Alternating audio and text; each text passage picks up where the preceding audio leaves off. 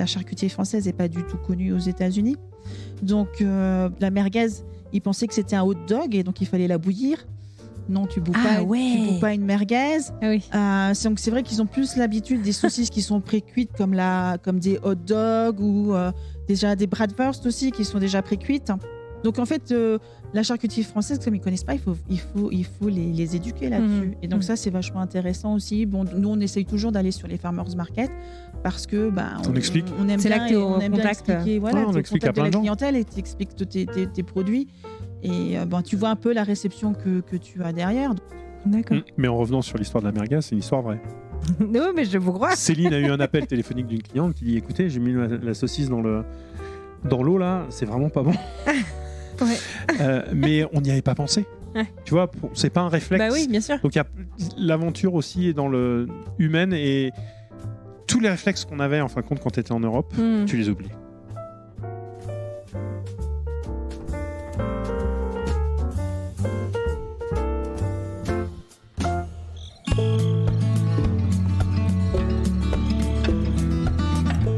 Trouver son associé pour se lancer dans une aventure entrepreneuriale, c'est un vrai défi. Et cette association est souvent comparée à un mariage. Si tant est que des émissions de télévision se sont même consacrées à cette recherche. Certains se mettent en quête de trouver leur double, tandis que d'autres misent sur la complémentarité à tout prix. Et la complémentarité, c'est le pari que Christophe et Céline Goudy ont réalisé. Je suis en route pour Aurora, une petite ville à l'est dans la banlieue de Denver, au cœur du Colorado.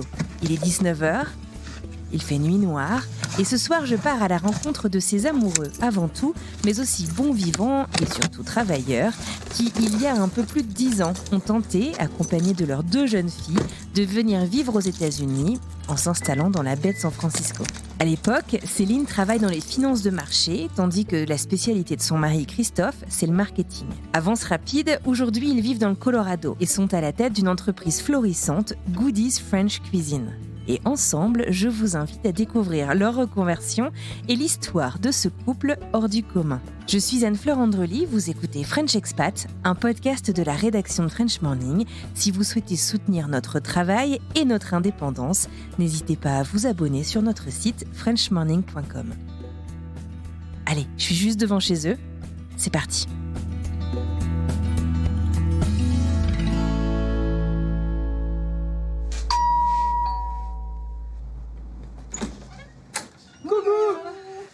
Ça va ? Ouais. Bonjour. Je suis Louise. Vous êtes très gentil de vous moquer de moi. Bonjour petit chien. Bon, je vais aller la mettre en haut. Ah oui, parce qu'elle veut, c'est les câlins. Ah oui, elle est très sociable, alors elle va venir te dire bonjour. Te sauter dessus, te lécher. Tu la verras. Eh oui, j'ai toujours peur des chiens. Et autant vous dire que dans le Colorado, c'est pas évident, parce qu'il y en a beaucoup des chiens.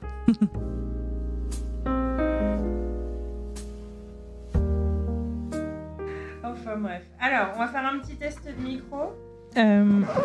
Moi, je m'entends, c'est fantastique. Christophe. 1, 2, 1, 2. Ah bah j'entends rien, donc c'est bien qu'on vérifie. 1, 2, 1, 2. Ah ouais, c'est mieux. Vas-y encore. 3, 4 et Ouais, 5. C'est bon, c'est cool. Jeté, ça y est. Et toi, Céline, tu dois être le 3. 1, 2, 3. Ouais, c'est parfait.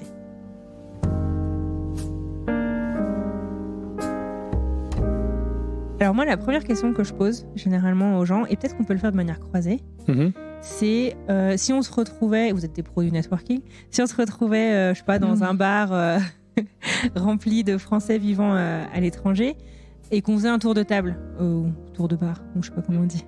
Comment est-ce que vous vous présenteriez ? Qu'est-ce que vous voudriez en fait que les gens ils sachent de vous ? Et peut-être que Céline, tu veux présenter Christophe et inversement ? C'est pas facile comme exercice. Non, c'est pas facile. Donc, Christophe, 50 ans.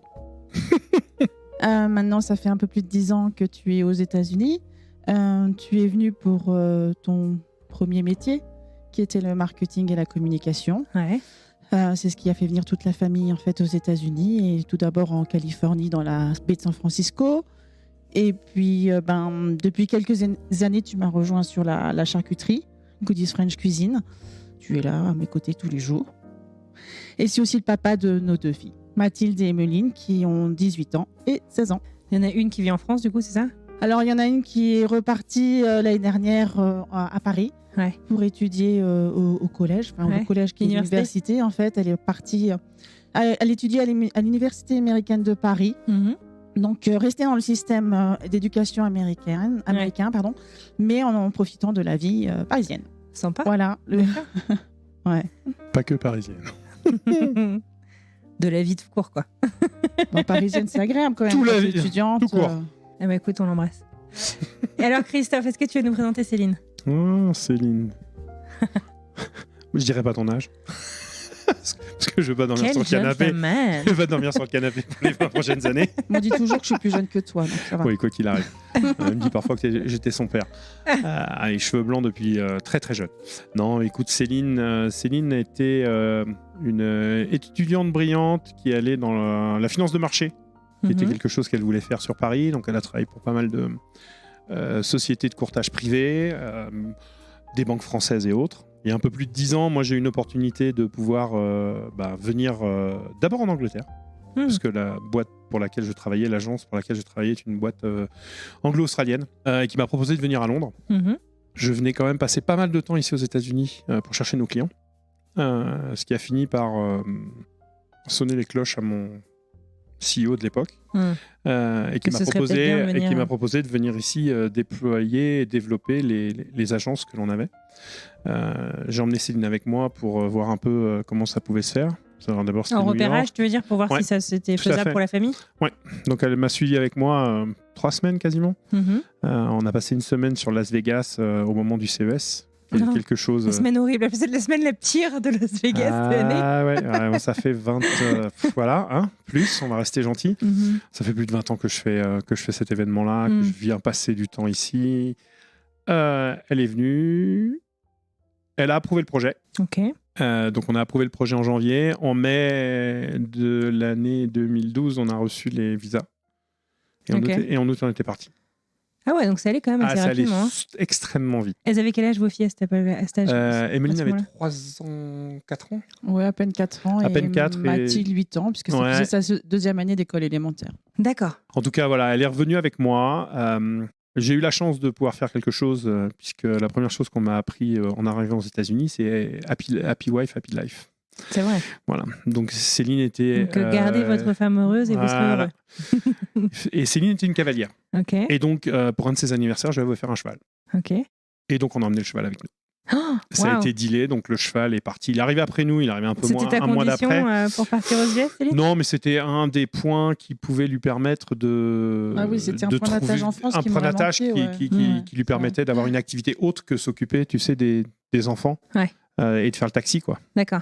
Parce que c'est vrai que les mamans ou les papas, en fonction de la personne qui vient ici pour son travail, le conjoint, en général, les premières années, c'est un peu Uber, quoi.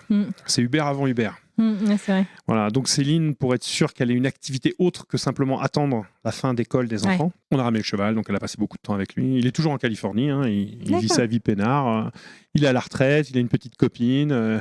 C'est la première fois que je vois des chevaux vivre ensemble comme ça. C'est vrai. C'était très rigolo, je suis allé le voir il n'y a pas longtemps. Enfin voilà, donc Céline est venue avec le cheval, elle a passé beaucoup de temps avec et tout. Et au bout de 2 ans, déjà on avait un problème de nourriture. Trouver de la nourriture comme nous. Mais alors attends, vous êtes allé vous installer où là ? Tu vas trop vite pour moi. Ah non, je suis toujours en Californie. Bah non, mais t'étais à Las Vegas il y a quelques secondes. Las Vegas, et après on a déménagé sur la Californie. Comment vous avez choisi la Californie ? Alors, non, c'est ma boîte. Qui a imposé ça C'est pas qu'il a imposé, mais la légitimité d'être dans la Silicon Valley quand tu es dans une agence de Marcom spécialisée dans la high-tech. Ça avait du sens. Il y avait plus que du sens, c'était une obligation. Donc par exemple, j'étais l'un des... sur San Francisco, WeWork, j'étais le premier lease qu'ils ont signé aux États-Unis.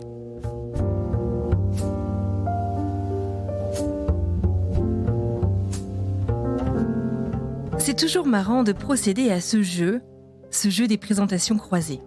On voit clairement que l'un comme l'autre ne prête pas forcément attention aux mêmes choses. En tout cas, une fois le deal passé entre Céline et Christophe, les voilà qui se mettent donc en route pour la Californie. Et ça, plutôt rapidement, en quelques mois à peine, voilà la petite famille de 4 qui s'installe dans la baie de San Francisco.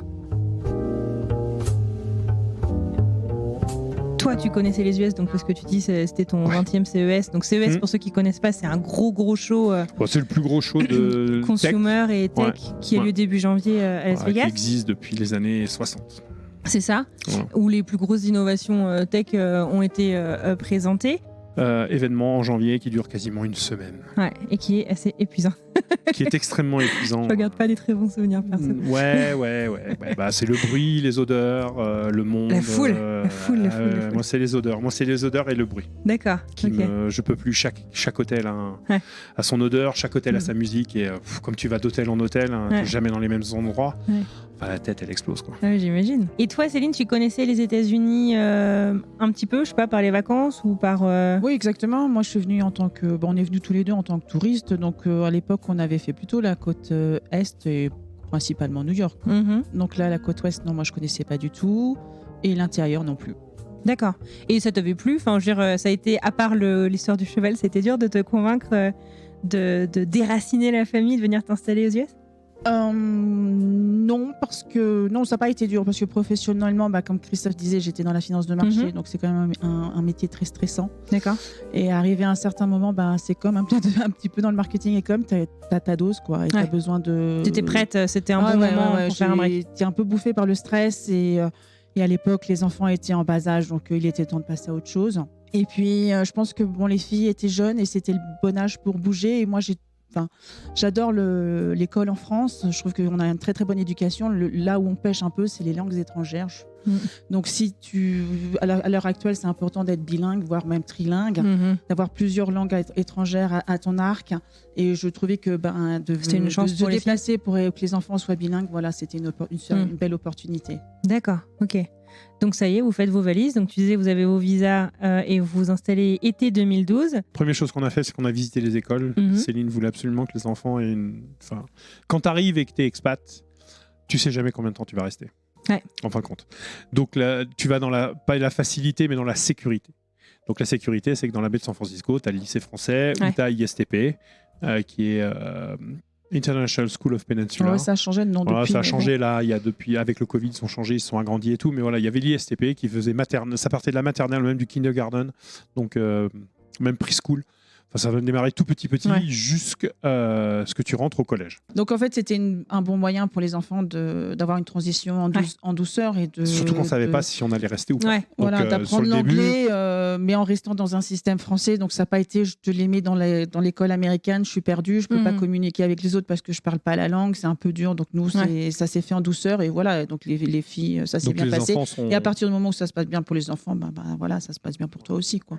Donc on a fait ce choix-là de sécurité. On a cherché des maisons. On a trouvé une maison qui était... alors on a eu une chance un bol, pas possible, puisqu'on est tombé sur une maison dont les voisins étaient des Basques. Ah, no puisque way. la baie de San Francisco est basque français, gascon, Saint-Pé-de-Bigorre, tu vois. Des gens donc notre voisine Renée est arrivée, elle a fait tout le périple en tant que petite fille après la guerre, bateau, train, Ellis Island. Donc des gens bien installés aussi, quoi. Qui sont arrivés il y a très longtemps. Ouais. Lui est arrivé beaucoup plus tard, mais c'était les amis de la famille. Et c'était l'époque où les compagnies aériennes cherchaient des tourneurs-fraiseurs. Ce que les gens ne savent pas, c'est que les Basques sont venus dans les années 50 pour deux choses. Un, c'était des bergers, et ils avaient besoin de bergers.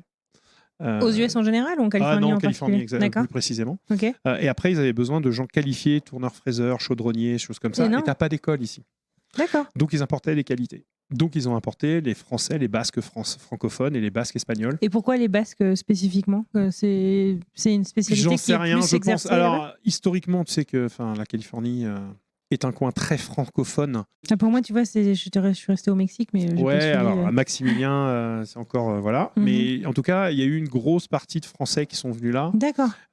Si je dis pas de bêtises, il y a un Bordelais qui est venu pour chercher pour le vin et autres. Il a trouvé quelque chose sur Santa Barbara, puis après il est remonté un peu sur la Napa. Enfin, il y a quand même une grosse histoire. Et avec San Francisco, elle est énorme. Donc je sais qu'au consulat, tu as plein de panneaux qui t'expliquent un peu l'histoire, mais le système de transport urbain dans San Francisco, ce sont les Français immigrés à ce moment-là qui l'ont mis en place. Le système médical, il y a plein de choses, les systèmes d'intervention, pompiers et autres, c'est assez français. Donc tu as énormément de clubs, francs-maçons ou pas, dans la baie de San Francisco. Tu as un Francophone, du coup. centre culturel basque, Non, mais francophone, c'est fou, ça. dans la baie, avec un fronton professionnel de pelote. Tu as plusieurs... C'est génial. Tu as un restaurant où... tu rentres au Pays Basque quand tu es là. Tu ne demandes même pas, tu as ta soupe et ta salade. Donc en gros, la Californie a une très forte empreinte basque et francophone, chose que j'avoue que j'ignorais complètement. Pour moi, la Californie, c'était le Mexique, point barre. En arrivant donc en Californie, Christophe et Céline soumettent une candidature, une application, pour devenir locataires d'une maison. La maison voisine donc de ses voisins basques.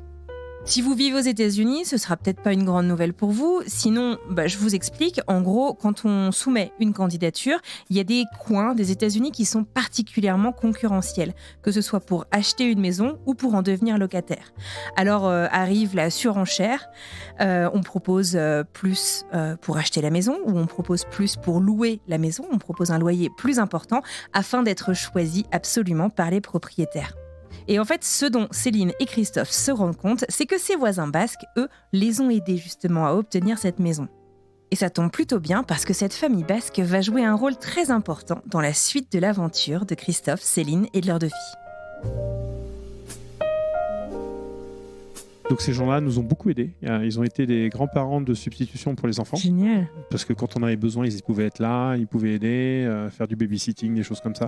On s'est vraiment accrochés. Nos parents, quand ils sont venus, surtout les parents de Céline, sont beaucoup accrochés dans le bon sens du terme. Ouais. Quand eux sont venus en France, ils sont partis voir les parents de Céline. Tu vois, C'est dingue. Ah ouais, donc des relations hyper fortes. Ouais, vraiment très très fortes avec ces gens-là. Quand on descend dans la baie...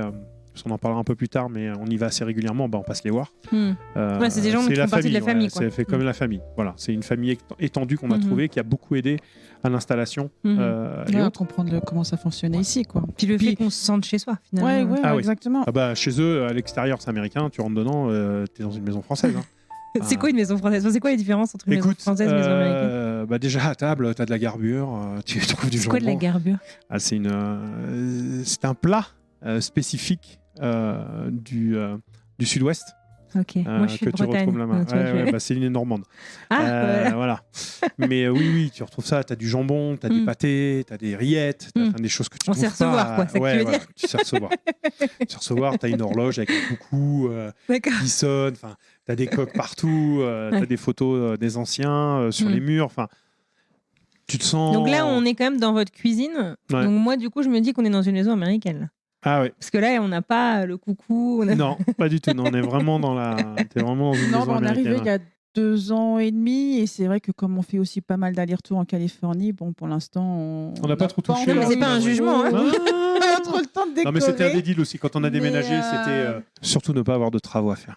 Maison américaine, c'était des mecs un couple qui était dans le pétrole et le gaz. Donc, si tu veux, on est vraiment dans un... Et leurs enfants, c'était leurs chiens. Donc, pour te dire, il y avait une pièce en haut qui était une chambre et que c'était la chambre des chiens. Peur des chiens. C'est clair et net. Mais donc, en revenant sur comment ça s'est passé, on est revenu, donc on est arrivé là. On a eu des problèmes donc, à découvrir un peu, comme tous les nouveaux expats, où tu vas chercher ta nourriture et autres. Donc, tu fais les mauvaises découvertes. Alors, c'est quoi ? Vous avez des anecdotes là-dessus ?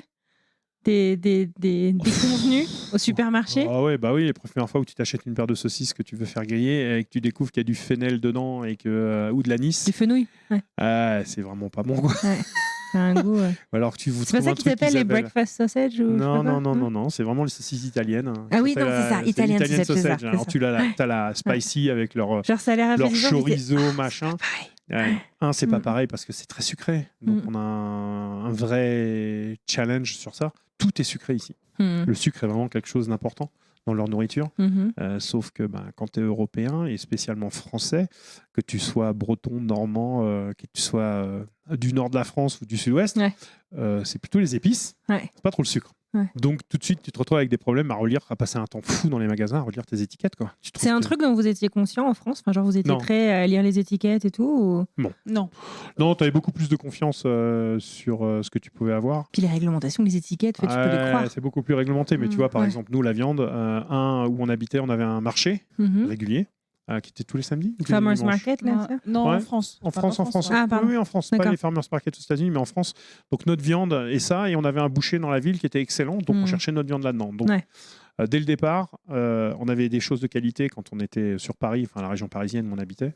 On mangeait pas de la viande tous les jours, hein. On faisait attention, mais on préférait, tu vois, faire attention et puis se payer une vraie bonne côte de bœuf ou de vraies saucisses une fois ou 2 fois par semaine. Ouais. Et t'es pas obligé de manger de la viande tous les jours ou du poisson tous les jours. Enfin, il faut équilibrer le truc. Donc déjà, sur ça, quand on est arrivé ici, on avait cette problématique qui était il n'y a pas de ces repères. Il faut tous les refaire. Donc, on va dire que nos voisins nous ont aidés. Donc vous êtes parti en mode on n'a pas confiance tout de suite, quoi. Oh non, pas du tout. Non. Non, c'est on est parti en mode on découvre avec les inconvénients et les avantages. Donc, tu t'aperçois que, par exemple, au niveau administratif, c'est comme en France, c'est long. Ça peut être compliqué, rien que pour avoir un numéro de moi je trouve ça vachement plus simple quand même ici. Numéro de sécurité sociale, on a mis du temps à l'avoir quand même. Ouais. Oui, c'est vrai, le crédit history aussi, quand tu arrives au début, c'est compliqué. Donc, quand tu veux faire des listes de voitures, c'est pas simple non plus. Après, tu découvres l'alimentation. Tu te rends compte que tu peux pas faire tes courses dans le supermarché, un supermarché, c'est compliqué. Il faut aller dans plusieurs pour trouver différents produits que tu aimes bien. Donc, c'est quoi? Tu as le Safeway pour les trucs de base, tu as le Trader Joe's pour la pâte feuilletée, tu as le machin pour les machins. Lucky. Alors, nous, on avait un tout petit qui s'appelait Costco aussi. Parce que Costco. quand tu veux acheter tout ce qui est produits ménagers, c'est pas mal en grande quantité. Et puis, on avait le tout petit à côté, là. Lucky en Californie. Non, pas le Lucky. Non. Celui que Jean et René nous ont emmené. On appelait chez les vieux. Key Market, oui. Key Market, donc c'est une petite épicerie Ouais. familiale. Donc ils coupaient, ils avaient un boucher. Les fruits étaient locaux, des choses comme ça. Donc c'était un peu plus cher, mais au moins tu savais que tu avais de la bonne cam, quoi. On trouvait du veau là-dedans, par exemple. D'accord. Tu vois, un truc, va chercher du veau ici. Aux États-Unis en général, le lapin, certaines viandes, c'est même pas la peine, quoi. Il y a des coins, c'est même pas la peine de leur demander, il n'y en aura pas. Donc oui, on a découvert petit à petit comment on pouvait s'alimenter. Mais c'est épuisant, parce qu'en gros, tu passes ta vie. Enfin, faut que tu passes une journée de boulot pour aller faire le tour de tous les supermarchés pour faire à peu près ton marché. Parce qu'on cuisine quand même beaucoup dans notre culture, quoi. Alors ça, c'est l'autre truc, c'est que les cuisines ici sont décoratives. Mais pas du tout en général, pour un Américain. C'est assez décoratif. Je me suis jamais fait cuisinent très peu. Beaucoup de take-out, donc c'est très vite. Ils mettent beaucoup dans le frigo, des choses comme ça, tu vois. Mais ils cuisinent très peu. C'est pour ça que les frigos sont énormes aux US. Je pense que ça fait partie. Mais c'est une culture. Après, on va dire que dans le business dans lequel on a continué, c'est un avantage. Tu vois, si cuisiner tout le temps, c'était compliqué. Mais là, quand c'est déjà préparé, tu as plein de choses. Donc, ça te permet d'offrir d'autres choses. Donc, viande, poisson, tous ces trucs-là, il fallait vraiment trouver. Malgré qu'on soit dans la baie de San Francisco, hein, quand tu vois qu'une huître est entre 1 et 2 $, tu te dis. Et que tu l'achètes à la pièce. Et que vous voyez, que tu l'achètes à la pièce, vous voyez toutes les deux, là, vous êtes normande, hein, pour 20 balles, tu as une bourriche, quoi. Enfin, tu pètes un câble. Tu te dis, les mecs, vous avez marché, vous marchez sur la tête, quoi. Après, tu as plein de raisons pour lesquelles ça coûte ce prix-là, mais quand tu es européen, tu arrives, tu regardes le prix des choses, tu te dis, mais ils sont fous. Ils sont fous. Puis déjà que vous arrivez dans une région qui est chère, et en plus, manger bien est quand même très très cher ici. Ouais, mais tu vois, on va revenir, nos voisins. Donc c'est les anciens, hein, ils avaient 70 ans à peu près quand on est arrivé. Parce qu'ils sont sur les 80 maintenant. Un peu plus, mais ils faisaient leur pâté, leur rillette, leur jambon, donc la carbure, qui est une espèce de bourguignon. C'est un... Tu vois, c'est la viande qui est cuite. C'est comme la carbonade dans le Nord. Tout le monde a sa façon de faire les choses. Bon, là, il n'y a pas le vin et autres, mais donc ils faisaient beaucoup de choses eux-mêmes. Les tripes, tu vois, plein de choses comme ça.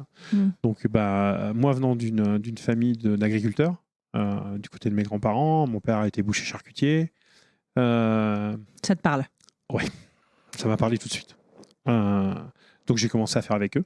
Et t'en avais déjà fait avant de venir aux US? Oui. Tu sais, dans la famille, quoi. T'as passé tes étés. Moi, j'ai passé mes étés à travailler à l'abattoir de mon oncle, sur les lapins, les chevreaux, les moutons, le commerce de champignons, et c'est en pleine campagne, quoi. Tu vois, t'es entre la Haute-Vienne, la Charente et la Dordogne. Donc c'est vraiment, le point est vraiment au milieu, et je rigole pas en plus. Si vous regardez sur la carte, ce petit village s'appelle Saint-Mathieu. C'est vraiment au milieu, là. Et c'est les 3 frontières de tout. C'était vraiment pas loin. Et donc j'ai été élevé là-dedans. Mon grand-père était spécialisé dans le veau élevé sous la mer. Attention, grand truc. Donc voilà. C'est important ça en France. Voilà. Donc on était dans la viande et que son frère était boucher charcutier, son autre frère était fermier. Était agriculteur. Oui, fermier, c'est un fermier, un agriculteur. Lui était agriculteur. Donc ma tante était là-dedans. Donc les cousins, très forte culture familiale. Ouais, les cousins étaient dans la charcuterie aussi. On avait des oncles, des cousins qui étaient bouchers charcutiers, traiteurs. Enfin, c'est une histoire de famille qui date de voilà, quelques siècles. C'est pas tombé. Donc du coup, t'hésites pas 2 secondes, tu t'y mets avec tes voisins. Quand j'ai vu que eux, déjà, ils avaient les bonnes adresses, comme tu dis. La première fois que j'ai voulu faire des rillettes de canard, parce que le canard est quelque chose de une petite passion pour moi au niveau de la viande. Du Sud-Ouest. Et écoute, le premier canard que j'ai fait, un canard entier, j'ai à peine réussi à me faire un pot de 400 grammes de rillettes. Et j'ai fait, on va avoir un gros problème parce que là, les rillettes de canard au canard qui coûtent une fortune, ça va pas le faire, quoi. Donc après, ils te font découvrir qu'il y a plein d'autres gens, il y a plein de gens qui élèvent des canards dans la baie de San Francisco large. D'accord. Très large, mais donc ils nous ont fait découvrir plein de choses, découvrir que quand c'est même pas des fournisseurs, c'est que les Chinois ils bouffent tout. Les quoi ? Les Chinois mangent de tout, et donc quand tu cherches des produits bien spécifiques pour faire des rillettes ou autres, tu les trouves facilement dans la région, quoi. Chez eux tu les trouves. Chez eux tu les trouves parce qu'il y a tout. Il y a de tout. C'est la culture gastronomique chinoise est hyper. C'est un énorme spectre. C'est pas ça, c'est qu'ils ont énormément de produits et tous les produits que tu peux imaginer que d'habitude nous on trouve dans une boucherie ou autre, et eux ils l'ont dans le supermarché, un petit supermarché. D'accord. Ok.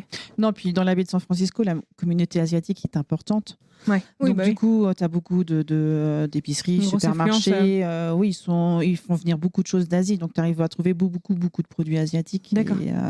Et en effet, quand ils mangent à peu près toutes les viandes, donc du coup, quand tu vas dans un supermarché asiatique, tu as une offre qui est plus importante que si tu vas chez Safeway ou Lucky ou King Super. Oui, c'est ça. Mais tu retrouves ici aussi, en grattant un peu. Donc on a commencé à fabriquer pour nous.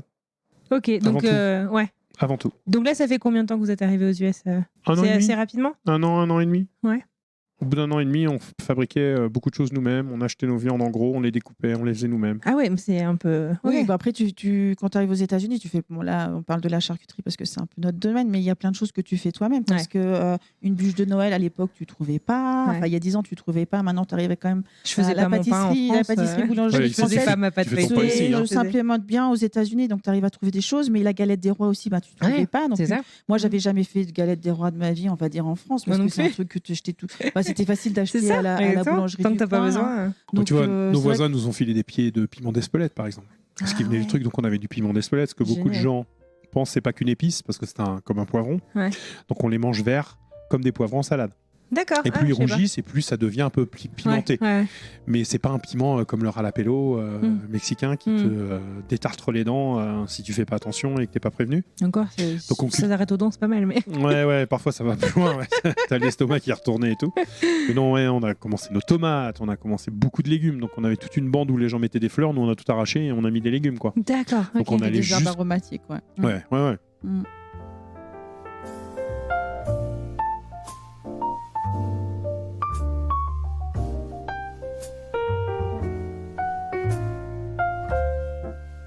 Alors bien entendu qu'il y aura toujours des exceptions, mais c'est vrai. C'est vrai en discutant avec des Français partis à l'étranger ou d'autres cultures d'ailleurs qui se sont expatriés, on a tendance, quand on ne trouve pas ce qu'on cherche en commerce, à se demander comment est-ce qu'on peut les faire nous-mêmes. Tenez-vous, vous qui habitez à l'étranger, qui nous écoutez, est-ce que vous aussi, vous vous êtes mis à faire votre pain, vos tartes ou encore la fameuse galette des rois dont Céline parle ? Il y a des chances que oui. Et c'est donc ce qui s'est passé pour Céline et Christophe. Sauf que, vous vous en doutez, ils ne se sont pas arrêtés là.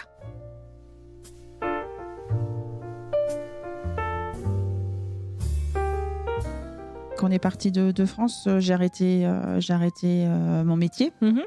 Donc je suis restée 2 ans en fait sans travailler. Puis surtout pas envie de retourner dans la finance de marché et la banque. Donc se demander aussi ce qu'allait être l'après, quoi. Et à monter ton cheval. Et m'occuper de mon cheval, aussi. Ouais. Voilà. Passé beaucoup de temps. C'était les troisième enfant. Ouais, exactement. D'accord, ok. Donc alors vous vous lancez dans la cuisine tout fait maison, comme tu dis. Ouais, alors ça arrivait un peu différemment, c'est que comme on fabriquait nous-mêmes beaucoup de choses en charcuterie, quand on faisait des potlucks avec les potes et des choses comme ça, ce qui était assez régulier, hein, la Californie est aussi ensoleillée que le Colorado, donc on va dire qu'on y était quand même assez régulièrement. Nous on ramenait pas de pinard, on ramenait de la charcuterie, on ramenait des pâtés. Et là les Français ils ont commencé à vous passer commande. Eh ben c'est un peu ça. C'est vrai. C'est arrivé comme ça en disant écoute, il y a personne dans la baie, il y avait juste une autre boîte qui existait depuis très très longtemps et tout. Mais ce qu'on faisait, c'était assez traditionnel. Et puis on continue à faire la même chose, hein. On cherche pas à réinventer la messe. Quelques produits sont un peu créatifs, mais la plupart du temps on reste sur des classiques. Ouais, on est parti sur un constat où on essaie de ramener aux gens, et c'est ce qui a fait qu'on en a fait une boîte. Ce qu'on a fabriqué, ce qu'on a produit, c'est pour redonner aux gens des souvenirs du pays, de ce qui nous manque, ou de leur des enfance, ou de leurs parents, ou quelque chose, mais ils ont retrouvé un goût, une saveur, un parfum qu'ils avaient quand ils étaient en Europe, petits, grands, peu importe. Mais on s'est vraiment attaché à ça, et c'est toujours notre ligne de direction. C'est tout ce qu'on fait, ça doit te donner un feedback olfactif au niveau du goût, et tout de suite ça doit te pigner dans la tête. Ouais, on va dire que ça fait comme avec Ratatouille. Quand il mange la ratatouille et qu'il pense à sa mère, il s'est fait bobo et autres. On va pas dire qu'on est jusqu'à ce niveau-là, mais c'est la Madeleine de ouais, c'est la petite Madeleine de Proust pour les Français, c'est de leur dire que voilà, aujourd'hui, sans prendre de risques, notre saucisse de Toulouse, nos merguez, il n'y a pas mieux sur tout le territoire américain. Pourquoi ? Parce qu'on fait des choses tradies, vieilles, simples. On va pas chercher à réinventer la messe, mais qui rappellent tous les gens qui mangent ça leur rappelle le pays. Ça leur rappelle leur enfance, leurs vacances et autres. Et donc, on a réussi notre boulot. On a donné du plaisir aux gens. Ouais. Tu vois ?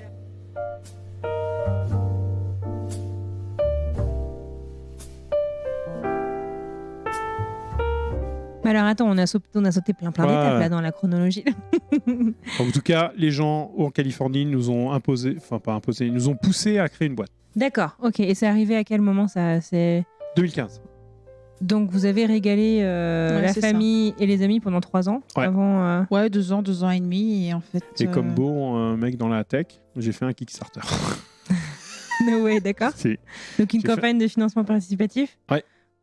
Ton objectif, c'était quoi pour la 10 000 balles pour voir ce qu'on pouvait faire, tu vois. Ouais, puis acheter les premières machines. Ouais, l'équipement. L'équipement, c'était vraiment pour l'équipement. Sauf que au bout de 10 jours, j'ai tout arrêté parce qu'on avait fait 20 000 balles de commande. Ah ouais, d'accord. Okay. Qu'on n'avait aucune licence, on n'avait rien du tout, on savait pas du tout. Tu vois. Donc t'étais même pas sûr d'être super légal, quoi, dans le. Si, parce que bien, après tu fais, quand on a décidé de monter la charcuterie, de toute façon, quand tu es dans le domaine alimentaire, tu peux pas te permettre d'échapper ou avoir tous les permis. Licence, non, parce que bon, on a fait d'abord le Kickstarter, et après c'est vrai qu'en fait on est allé, on a cherché la cuisine professionnelle. Et puis après, on a fait toutes les autorisations auprès du Health pour avoir les permis, les licences et les choses comme ça. Donc, quoi qu'il arrive, tu ne peux pas exercer et tu ne peux pas produire avant d'avoir ces licences-là, quoi. Autant sur, par exemple, quand tu fais de la pâtisserie, tu as ce qu'ils appellent ici des cottage food où tu peux faire de chez toi, mais autant quand tu travailles sur de la viande crue, tu ne peux pas faire de chez toi, c'est impossible. Donc, il faut vraiment être en cuisine commerciale et puis avoir ces licences-là. Mais on va être honnête, ça a été assez rapide. On a ça début décembre. On a coupé ça mi-décembre. Ouais. Et en mars, on a démarré. 2016. D'accord. Donc la création de la boîte. Toi, tu bosses toujours. Moi, je suis toujours. Légalement, je suis avec un visa de travail. Je suis collé à une boîte. T'as un visa j'ai pas le droit. Je peux pas travailler pour quelqu'un d'autre. J'ai pas le droit. Donc Céline. Donc t'es même pas sur les statuts de la boîte du coup, ou t'as le droit quand même d'être sur les statuts? Alors j'ai le droit d'être sur le statut, mais j'ai pas le droit de travailler. Pas le droit d'être. Pas toucher de salaire. J'ai pas le droit de me consacrer. Ça peut pas être mon activité première. Okay. Je peux lui filer des coups de main, ça change rien du tout. Mais je n'ai pas le droit d'être propriétaire de la boîte, exécutant ou autre. Et toi, Céline, on a parlé du coup de Christophe, mais c'était quoi ton... Donc je sais que tu étais prête à passer à autre chose, quand vous avez quitté la France, mais c'était quoi ton attache à la cuisine, Est-ce que toi aussi, t'as grandi avec, je sais pas, de la famille Alors moi, j'ai l'agro, grandi avec une maman qui est une excellente cuisinière. Ouais. À la base, Christophe et moi, on est de bons vivants, donc on aime bien manger. Ouais. Tout début, quand Christophe m'a connue, ce qui a fait très très longtemps, mais j'étais pas une excellente cuisinière, mais je m'y suis mis en ayant mes enfants. Et puis comme on apprécie la bonne nourriture, tu recherches toujours à t'améliorer dans ta cuisine. Donc moi, c'est vrai qu'à la base, j'étais plus pâtisserie que salé. Mais bon, après, Christophe m'a montré les techniques, et puis tu apprends aussi sur le tas. Ouais. Et puis pareil, tu cherches toujours à te perfectionner. Donc c'est des gestes, c'est des améliorations de recettes, toujours chercher les meilleurs ingrédients, tu vois. Donc oui, c'est bon, Christophe m'a montré, et puis après, tu apprends sur le tas. Et c'était quoi la première charcuterie, par exemple, que tu as apprise à faire? Tu t'en souviens? Je pense que c'est les basiques, en fait, de la charcuterie. Donc, c'est les chipolatas, saucisses de Toulouse, chipolatas, saucisses de Toulouse, et puis les rillettes. D'accord. On est passé au côté un peu plus sanguin plus tard. Ouais. Moi, je suis preneuse de petites histoires. Si vous avez des petites anecdotes, des trucs de votre apprentissage. On en a, même pas que sur l'apprentissage, c'est même sur le fait que je pense qu'on était les seuls en cuisine commerciale à faire de la charcuterie. D'accord. Donc, parce que du coup, vous aviez une cuisine partagée, c'est ça que tu veux dire? Oui, comme un WeWork de cuisine, quoi. Tout à fait. Exactement, ouais. Un WeWork de cuisine. Et donc, saison des fêtes, quand on a commencé à lancer les premiers boudins noirs. Ça donne beaucoup de sang. Ah ouais, là, on a perdu du monde. Comment ça? Le propriétaire de la cuisine a eu la très très bonne idée de faire visiter la cuisine au moment où on faisait du boudin et que j'avais les bras dans le... Ah, c'est clair. Bon, c'est pas partout, c'est que j'avais les bras... dans la gamelle avec la dans la gamelle sang, avec le sang pour pas qu'il coagule, ouais. en train de tourner. Donc si tu veux, ça fait un peu scène de crime CSI San Francisco. Venez et les gens, ils sont rentrés, la tête qu'ils ont fait, je pense qu'ils ont... Ils étaient choqués? Pas choqués, mais ça les a vraiment stoppé net. Et le proprio a retourné la tête, fait alors donc de l'autre côté, et il les a ramenés. Et je pense qu'ils nous en voulaient un peu, mais on l'avait prévenu. On lui avait dit viens pas nous voir. Viens pas nous voir, c'est pas le bon moment. Après, tu as un truc. Les boudins noirs, le boudin noir, ça a quand même toujours interrogé beaucoup de cuisiniers dans la cuisine à ce moment. Ah oui, parce que c'est des choses. Les gens autour venaient vous poser des questions. Ouais, puis ils viennent voir. Même déjà faire des saucisses, c'est vrai que quand tu es en cuisine commerciale, tu as beaucoup de pâtissiers, de boulangers, en Californie, beaucoup de cuisine mexicaine, de catering, de choses comme ça, des traiteurs. Mais c'est vrai, de la charcuterie, faire des saucisses. Donc, même faire les saucisses, ils aiment bien venir voir. Ça les intrigue. Ah, c'est marrant. Voilà. Le boudin noir, il faut le goûter, quoi. Alors là, le boudin avec le sang, c'est le. Tu prends la cuillère, tu mets le boudin chaud, plein de sang, dans la bouche pour goûter l'assaisonnement et tout. Là, les gens, ils te regardent, ils partent, quoi. Ils s'en vont. C'est un cannibale. Et en plus, avec ces boudins, on a que des histoires. Donc, la première fois où on a été contrôlé par le Health, c'était même la FDA, si tu te rappelles. La personne qui nous envoyait était végane. C'est ça, hein? Végétarienne. Sûr qu'elle était végétarienne. Les problèmes, quoi. Non, mais elle savait pas. Ouais. Elle n'avait pas été informée comme il faut. Donc, quand elle est arrivée dans la salle de prod, l'avion ne lui posait pas de problème. Mais là, quand elle a vu le sang, elle a pris Céline et elles sont parties. Et elle nous a inspectés dans le salon, quoi. Impossible de venir dans la salle. Ah ouais. Elle dit je vais me sentir mal. Ouais, d'accord. Donc, ça a été très rigolo. Donc, elle a quand même réussi à finir, mais de loin. Mais avec quoi. Céline, mais de très loin. Ouais. Ouais, elle n'est jamais revenue. On l'a jamais revue. Et c'est vrai, en plus, on l'a jamais revue. On a revu d'autres quand même. On en a revu d'autres, mais elle n'est jamais revenue. Elle a vite passé le dossier à quelqu'un d'autre. En disant non. Ils ont toujours la bonne idée de venir au moment où on est en train de faire le boudin noir. Écoute, c'est pas de notre faute, mais non, ça a été. C'est des petits trucs rigolos sur ça, mais c'est vrai que le boudin noir a vraiment attiré à chaque fois les gens au mauvais moment.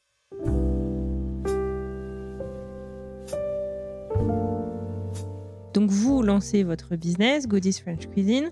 Donc Céline, plein temps. À temps plein. Vous vous êtes lancé suite beaucoup à des demandes des copains et de la communauté française locale. Mais c'était quoi du coup votre marché cible? Parce que comme tu dis, les Américains, ou après dans la baie de San Francisco, c'est une communauté très cosmopolite, mais ils n'ont pas forcément cette recherche en fait de ces produits, quoi. Votre Votre objectif, c'était quoi? C'était les Français? Tout à fait, parce qu'en fait, aux les États-Unis, Européens la charcuterie française n'est pas connue. Oui, pas forcément plébiscité, quoi. Ils Donc, connaissent pas. Exactement, parce que autant la charcuterie italienne, allemande ou polonaise, ils connaissent, française, ils connaissent pas du tout. Donc, dans un premier temps, on avait la chance que dans la baie de San Francisco, tu as une communauté francophone qui est assez importante. Donc, et comme tu fais en général des barbecues tous les week-ends, c'est le bouche à oreille en fait qui a fonctionné avec la communauté francophone au tout départ. Ça a bien marché. Après, quand aussi la communauté asiatique aussi dans la baie de San Francisco, parce que ils adorent le canard et des rillettes de canard. À l'époque aussi, tu pouvais produire le foie gras en Californie, donc ça ils adoraient. Il n'y a plus le droit là? Non, tu peux plus le produire en Californie. Tu peux l'acheter d'un autre État, mais tu ne peux plus le produire en Californie. D'accord. Donc le nôtre, tout est produit au Colorado.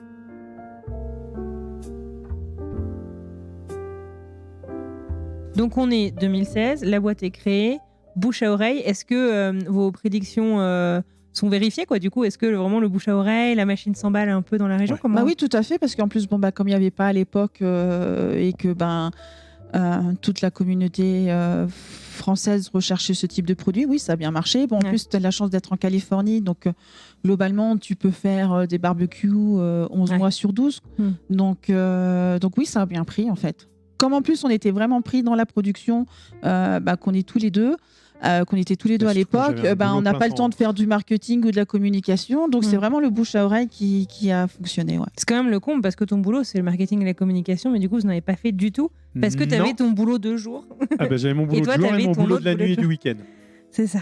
Mais comment on fait tous les deux pour gérer aussi une famille? Parce que vous avez des jeunes enfants quand même à ce moment-là. Comment ça s'est passé Parce que lancer ce business, c'est en couple du coup, donc c'est-à-dire qu'il n'y a pas forcément un backup quand papa et maman sont débordés de travail. Comment ça s'est passé? L'avantage, c'est que même si on a un business dans la food, donc c'est vrai que tu comptes pas trop tes horaires, mais pas non plus dans la restauration. C'est-à-dire que tu n'as pas non plus besoin d'être dans la cuisine jusqu'à 11h minuit. Tu peux avoir des horaires entre guillemets de bureaux classiques, voilà. Il y a bien sûr dans l'année tu as des périodes de pointe où tu peux être jusqu'à 4h du matin en cuisine qui sont les fêtes, ça tu vas pas y échapper, mais globalement n'étant pas, même si tu es dans un business alimentaire, t'es pas non plus dans la restauration, donc tu peux faire ta production en journée et puis arrêter au moment d'aller chercher les enfants à l'école et faire les activités, c'est un peu ce qui se passait. Et puis si moi je dois, ou si Christophe doit aller chercher les enfants, il y en a un qui reste pour continuer la production. Donc au tout départ, quand les enfants étaient en bas âge, on a réussi quand même globalement à concilier. Comme une grosse logistique. Ouais, tout à fait. Mais on est passé de quelques centaines de kilos qui étaient au début. Donc centaines de kilos, ça paraît beaucoup, mais quand tu livres des écoles pour les barbecues, c'est de fêtes de fin d'année, les groupes catholiques aussi. Donc quand on avait des moments réguliers, on faisait les barbecues de ces gens-là et tout. Ça fait quelques centaines de kilos. Aujourd'hui, on est à 30 tonnes. Par quoi? Par an. Entre la Californie et le Colorado. Ouais. Non, puis au tout début aussi, on était en temps partiel, entre guillemets. C'est-à-dire que sur la semaine, tu avais 3 jours de production.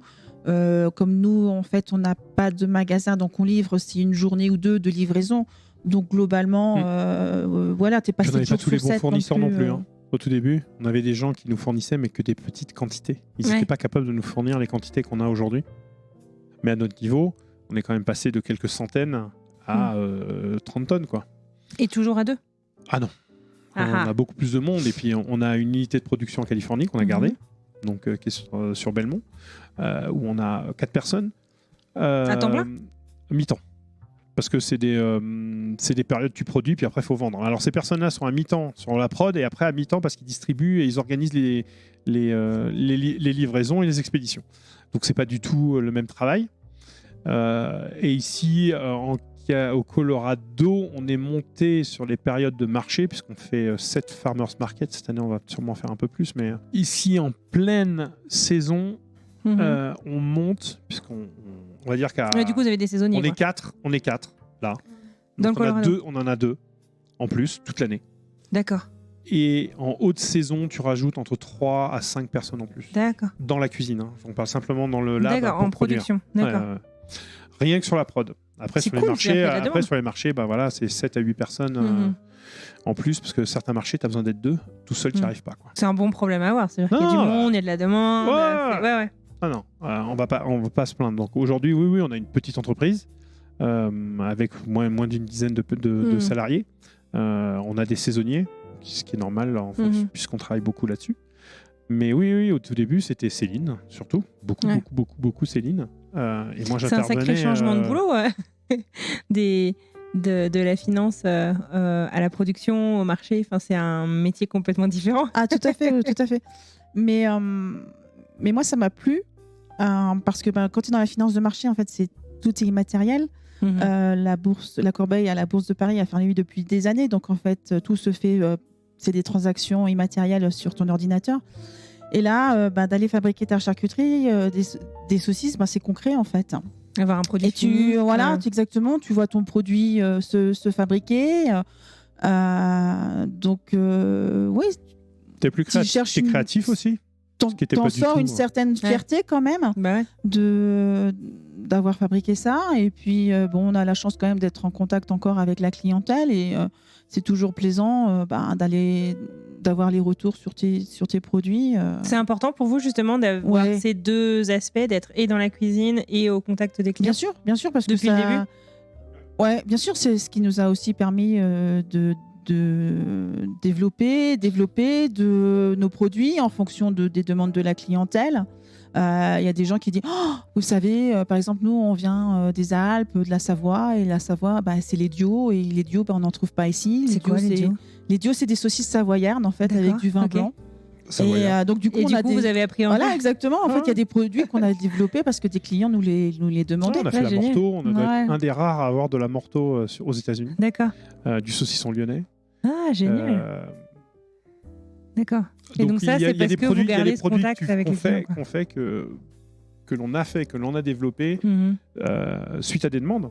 D'accord. Même des produits qui ne sont pas français. Donc des saucisses italiennes ici, la sweet italienne ou la hot italienne. On en a développé pour certains magasins dans le Colorado. Et en fin de compte, c'est une des saucisses qui vendent le plus, quoi. Ah, c'est dingue. Okay. Et c'est pas du tout une saucisse qu'on connaît, mais en travaillant, en leur donnant du parfum, en utilisant les bons produits, les bons ingrédients, les bonnes épices, on fait de très bonnes saucisses. Et voilà, c'est juste le temps de pouvoir développer ce genre de choses. Ouais. Et donc on écoute ce que nous disent les gens. Ouais. Il y a des choses qu'on n'arrive toujours pas à faire proprement. Pas parce qu'on n'est pas encore chez nous, ici au Colorado, et que de le faire en Californie et de le rapporter, c'est compliqué. Donc il y a des produits qu'on n'a toujours pas mis sur le marché parce qu'on n'a pas encore le temps et la façon propre de les faire. Donc voilà, la mortadelle par exemple, qui est quelque chose qu'on nous demande beaucoup. Elle arrive. Elle arrive, mais ça prend du temps. Mais ça prend du temps, ouais. Ça prend du temps d'être fier de ce que tu fais. Bien sûr. Donc quand on revient sur ce que Céline a dit, sortir de sa salle de marché, ma femme n'était pas quelqu'un de très créatif. Pas du tout. Vrai. Voilà. Ouais. La finance, on ne te demande pas d'être créatif. Non. En fait. Oui, c'est pas ton boulot. Elle est hyper carrée. Donc, si tu veux, il a fallu lui redire que le fait d'avoir fait la charcuterie et de devoir s'en occuper, parce que moi, j'avais un boulot, a fait qu'elle a dû être créative. Donc, ce qui a été cool, c'est qu'elle a été récompensée en 2017 pour la meilleure saucisse en Californie. Avec une saucisse, bien joué. Une saucisse alors qu'on ne vend pas encore ici... un peu, mais pas beaucoup, qui est à la sauge et au zeste de citron. Mais c'est un citron pamplemousse. Donc, ça a un goût spécifique. Et avec cette saucisse-là, elle a remporté un prix. Bien joué, bravo. Et donc, c'est là où tu te dis que voilà, c'est pas parce que tu viens d'un métier qui est, pour moi... Il n'est jamais trop tard. Voilà. Boring au possible. Derrière un écran, voir des chiffres et compagnie... Voilà. Et parier, pour moi, c'est du pari ce qu'il faisait. Donc, c'était même pas, tu vois, voilà. Et qu'elle s'est lâchée en disant, tiens, on pourrait mettre ça, on pourrait faire ci, on pourrait faire là et tout. Et c'est venu d'elle-même, quoi. Elle en a fait une autre qui est celle au bacon et qui est une des saucisses qu'on vend le plus et qui est un accident en plus. On mettait du bacon dedans et moi, je suis en train de couper les green onions. La cébette et j'ai fait tomber la cébette dans sa mixture. Donc, je peux imaginer que je me suis fait... voilà. Tu t'es fait accueillir. Je me suis fait accueillir. Et en fin de compte, on l'a goûté. Et c'était vachement bon. Eh ben ouais. Et donc on a dit on va laisser la cébette dedans. Happy accident. Voilà. Okay. On va laisser la cébette dedans. Mais c'est arrivé sur simplement une connerie de ma part. Voilà. Et elle était en train de se prendre la tête à trouver les bonnes balances sur la viande et le bacon, quoi. Bon, voilà. Après, on a ajusté un peu, mais tu vois, il y a plein de petits trucs comme ça qui sont arrivés sur des petites saucisses qu'on a faites. Au Colorado, tu es plus sur une clientèle américaine qui aime bien les choses assez relevées. Donc en effet, oui, chaque culture a ses préférences. Bien sûr. Et puis bon, au fur et à mesure aussi, tu essayes d'élargir ta clientèle. Donc, tu dois aussi aller chercher les Américains. Parce que comme je disais au début, en fait, la charcuterie française n'est pas du tout connue aux États-Unis. Donc, quand tu voulais des anecdotes, par exemple, la merguez, ils pensaient que c'était un hot dog et donc il fallait la bouillir. Non, tu boues pas une merguez. Ah oui. Donc c'est vrai qu'ils ont plus l'habitude des saucisses qui sont pré-cuites comme des hot dogs ou déjà des bratwurst aussi qui sont déjà pré-cuites. Un pâté, ils connaissent pas du tout ce que c'est, donc ils pensent que c'est comme un guacamole où ils vont aller tremper leurs chips. Et non, pas du tout. C'est quelque chose que tu vas étaler sur de la baguette. Donc en fait, la charcuterie française, comme ils connaissent pas, il faut les éduquer là-dessus. Et donc ça, c'est vachement intéressant aussi. Bon, nous, on essaye toujours d'aller sur les farmers market parce que on aime bien expliquer. Voilà, tu es au contact de la clientèle et tu expliques tes produits. Et tu vois un peu la réception que tu as derrière. Donc en effet. Par exemple, la saucisse de poulet ici, ça marche bien parce que c'est assez relevé. Par exemple, les Français, pour eux, ça va être un peu trop relevé, tu vois. D'accord. Mais en revenant sur l'histoire de la merguez, c'est une histoire vraie. Non, mais je vous crois. Céline a eu un appel téléphonique d'une cliente qui dit écoutez, j'ai mis la saucisse dans l'eau là, c'est vraiment pas bon. Et normal. On pensait que c'était une blague, quoi, tu vois, au début. Donc elle a fini par reprendre un nouveau paquet et elle est allée voir la cliente, elle lui a fait voir et puis c'est parti. Mais au tout début, les gens ont acheté et ils ont bouilli les saucisses, quoi. Alors, je ne vous conseille pas de bouillir une merguez, parce que je pense que ça doit pas être bon du tout. Ouais. Mais on n'y avait pas pensé. Ouais. Tu vois, c'est pas un réflexe. Bah oui, bien sûr. Donc l'aventure aussi est dans le humaine et tous les réflexes qu'on avait en fin de compte quand tu étais en Europe, tu les oublies. Parce que ici, les gens, c'est pas du tout comme ça. C'est un exercice pas facile, non. Ouais. Donc tu fais un switch, tu fais vraiment un reset et tu redémarres et à chaque fois, tu expliques aux gens. Donc on explique aux vendeurs ce que c'est, parce que même eux, ils savent pas. Donc on leur donne les saucisses pour qu'ils les goûtent, qu'ils goûtent ce qu'ils mangent. Ouais. Tu vois. Donc, mais c'est très rigolo, même ici encore sur une année la pleine année de marché qu'on a pu avoir cette année. On a encore eu plein de questions de gens qui étaient mais à l'ouest de tout. Tu vois, on leur fait découvrir des choses. Mais encore, c'est bien qu'ils posent la question. Croque-monsieur, bon Dieu, le croque-monsieur sur les marchés. Les gens savent, mais 80%, green cheese. 90%. Exactement. Alors on dit oui, French style. Moi, c'est comme ça que je l'explique à mon mari les premières fois. C'est un French grilled cheese avec du jambon et des tomates. D'accord. Tu vois, nous, on rajoute encore la sauce blanche. Donc, on fait la béchamel qui va avec, tu vois. Mais il faut leur expliquer. Ouais. Bah ouais. Tu vois, on a plein de choses qu'on leur a expliquées comme ça. Mais tu vois que les gens... Alors, on va faire un aparté clair. C'est Californie, 95%, et ça, c'est les chiffres qu'on a, 95% de nos clients sont français, francophones ou européens. D'accord. 5% n'est que américain. Très petite communauté américaine. Mais en tout cas, les gens, quand ils viennent, ils savent ce qu'ils veulent manger. Ouais. Donc, tu n'as pas besoin de passer 15 ans et si ça ne se passe pas bien, on a un retour très vite. D'accord. Colorado, c'est tout l'inverse. On a 89% des clients, ce ne sont que des Américains. D'accord. Et ce qu'on a découvert, c'est que beaucoup de gens au Colorado ont voyagé. Okay. Par l'armée, par les études et autres. Et donc, il y a beaucoup de transplants dans le Colorado. Plein de gens qui viennent d'autres États. Nous-mêmes, on en est la preuve. Voilà, clair. Donc, c'est des gens qui sont curieux et qui ont voyagé et qui ont retrouvé. Et donc, t'en as plein qui viennent nous voir parce qu'ils ont entendu parler que on a des dios, on a de la merguez, on a des choses comme ça. Et ils savent ce que c'est, quoi. Ils savent et puis ils reviennent parce qu'ils ont fait le constat qu'en fin de compte, c'est le même goût qu'ils avaient quand ils étaient en Europe.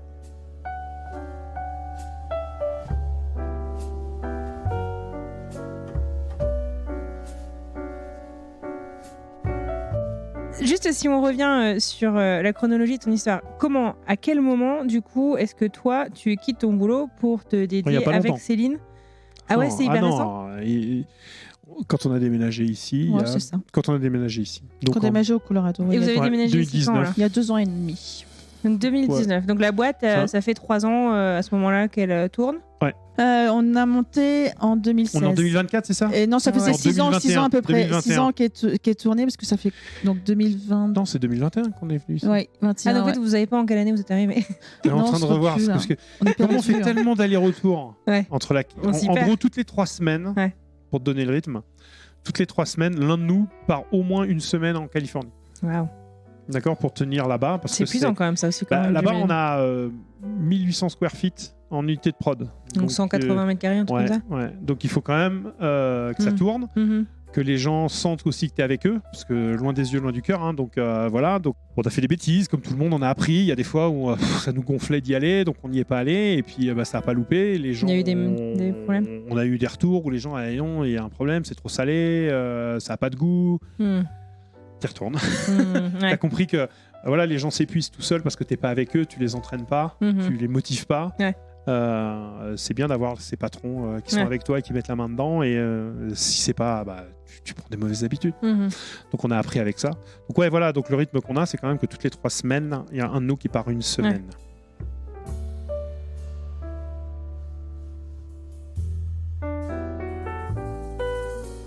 Comment est-ce que vous décidez de venir vous installer au Colorado? Oh là. Eh ben en fait, c'est la faute. C'est la faute à Omar. Omar, on le sait. C'est la faute à Omar et Mélanie. Non, pas du tout. Coucou Omar. Pas du tout. Oui, on leur fait un petit coucou. Non, en fait, il y a une crise sanitaire à un moment qui est arrivée en 2019. No way. Voilà. 2020. Voilà, 2020. Donc du coup, tu te retrouves confiné. En fait. Voilà, donc tu as un peu fait le tour de la Californie. À l'époque, ça fait déjà 6-7 ans qu'on est là-bas. Et puis, tu veux aussi développer Goodies French Cuisine. Et puis, en étant dans la baie de San Francisco, c'est pas aussi forcément l'endroit qui est le moins cher aux États-Unis. Donc, quand tu es Apple et que tu vends des téléphones, ça se passe bien. Mais quand tu es dans l'alimentaire et que tu n'as pas forcément envie de faire payer un paquet de saucisses à $20, c'est compliqué de développer ton business. Et puis aussi, entre-temps, tu as eu l'interdiction du foie gras qui est arrivée en Californie. Donc la crise sanitaire, de vouloir développer ton business, l'interdiction du foie gras, on s'est dit, tiens, on a peut-être envie d'aller voir ailleurs. Et puis, en effet, comme on connaissait du monde en Colorado, qu'on avait déjà fait plusieurs allers-retours et que ça nous plaisait bien, on s'est dit, tiens... pas de zéro, quoi. Non, on travaillait déjà... Coucou Mélanie. Donc, on travaillait déjà avec le frigo. Ça faisait 2 ans qu'on travaillait avec eux, donc ils revendaient déjà une partie de nos saucisses. D'accord. Et on venait faire l'hiver... Que vous fabriquiez du coup en Californie? Non, en Californie et qu'on expédiait. Par contre, le foie gras, on le fabriquait ici au Colorado. Puisque c'était interdit en Californie. Voilà. Donc merci Julien. Parce que c'est la cuisine de Julien qu'on prenait quand il ne travaillait pas. De la belle bakery qui est aussi passée à mon micro. Donc quand on venait, je venais pendant une semaine avec toi. On travaillait les shifts où Julien n'était pas présent. Il nous prêtait sa cuisine et on faisait les foie gras et les puff pastry, les pâtes feuilletées. Non.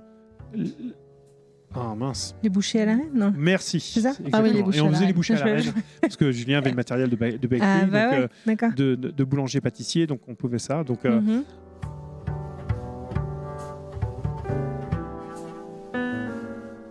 Vous vous demandez peut-être de quoi on parle là. C'est pas la première fois que j'entends dire que les Français du Colorado, c'est une vraie famille. Et j'ai l'impression que c'est encore plus le cas dans le domaine de l'agroalimentaire. Le Frigo, dont parle Christophe, c'est en fait une épicerie fine et un magasin français qui est basé dans le nord de Denver et qui est tenu par Omar et Mélanie, 2 Français donc. Ces Français distribuaient déjà certains des produits de Goody et Julien, dont Christophe parle, c'est Julien Renaud, qui est passé à mon micro il y a quelques mois.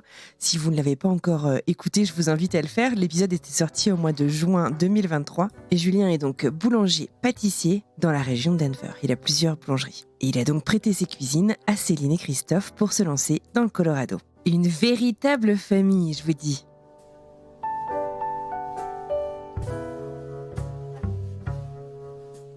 Donc du coup, le frère de Christophe étant marié à une Américaine dont les parents vivaient dans le Kansas, une fois on a décidé de faire le road trip San Francisco-Kansas. Donc en passant bien sûr par le Colorado avec toutes les... de couper à travers les Rockies. Voilà, en découvrant les Rocky Mountains, en découvrant Denver.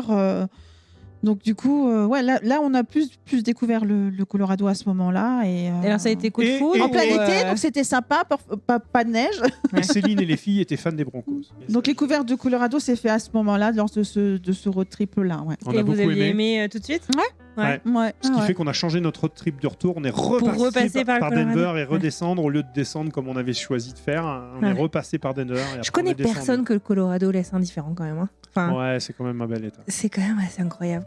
Et puis moi, j'ai eu tous les temps ici. Donc quand je suis venu travailler, il y a des fois où je suis pas reparti parce qu'il y avait tellement de neige qui était tombée que je suis resté chez Omar et Mélanie. Parce que voilà, je pouvais pas repartir. Quoi.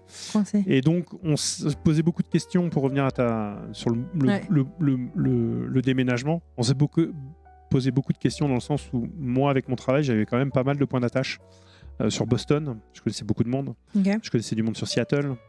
Le sud de la Californie nous intéressait pas du tout parce qu'au terme de coûts c'était n'importe quoi. Enfin, voilà, c'était pas forcément mieux. Non, c'était pas mieux. Les grandes villes que ça soit San Diego, Los Angeles et tout, c'était n'importe quoi. Donc c'est pour se retrouver à McFarland, tu vois, au milieu de nulle part, à côté de la prison de fous. Là, ça n'a aucun intérêt. Donc Washington, Colorado, Boston, New York, trop cher, check. Miami, trop humide, et puis surtout en termes de fournisseurs, pour trouver des fermiers et machin, c'est extrêmement compliqué. Ah ouais, l'agriculture n'était pas... Non, c'est que beaucoup d'imports, à moins que tu veuilles manger du crocodile, enfin du local. Des chipots d'alligator. Ouais, voilà. Ils ont déjà pas mal de saucisses comme ça, donc ils n'ont pas besoin de moi. Donc vous n'avez pas... Non, maintenant on a posé le pour et le contre. Et surtout, ce qu'on a vu, c'est que charcutier ici, européen, pur, 0. Ouais, vous étiez les seuls. Voilà. Il y a un Italien qui fonctionne très très bien et qui a ses salaisons à basalte. Sinon, il n'y a personne. Tout le reste, c'est de l'industriel.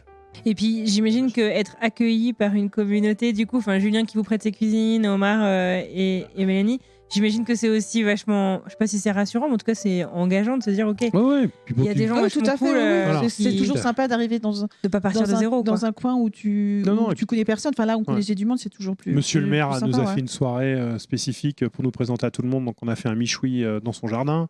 Le maire de Denver. Ah bah Omar, hein, c'est le maire des Français. Hein. Donc le maire des Français a décidé de faire une petite soirée pour nous présenter et puis surtout que Céline voit un peu la communauté, se sentir, des choses comme ça. Donc on a rencontré pas mal de monde à cette soirée-là parce que je pense qu'il y avait pas loin d'une centaine de personnes. Enfin bon, Omar est un aimant, voilà. Et puis ses parties sont reconnues dans toute la métro. Denver Metropolitan Area, comme on dit, les soirées de Omar et Mélanie, voilà. Ils nous ont super bien aidés pour nous rendre, que ça soit confiant.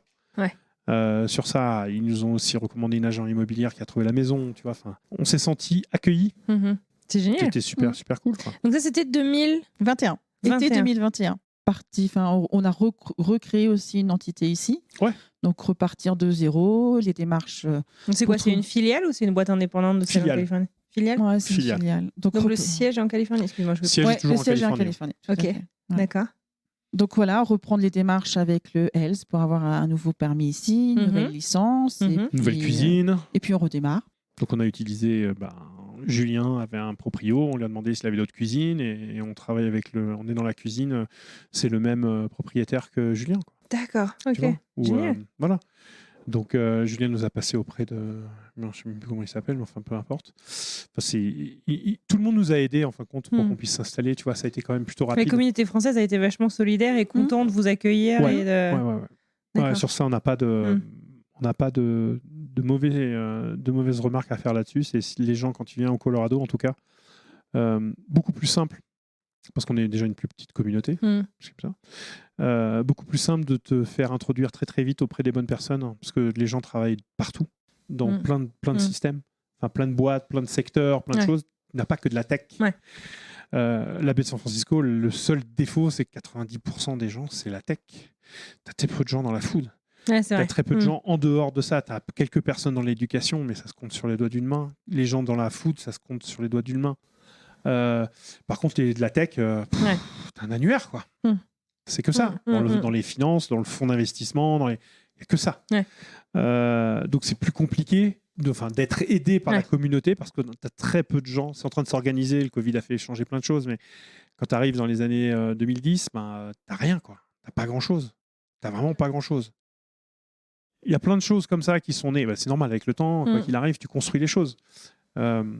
Ici, tout de suite, c'était en place. C'était déjà en place. Ouais. Parce que plus petite communauté, et les gens viennent ici.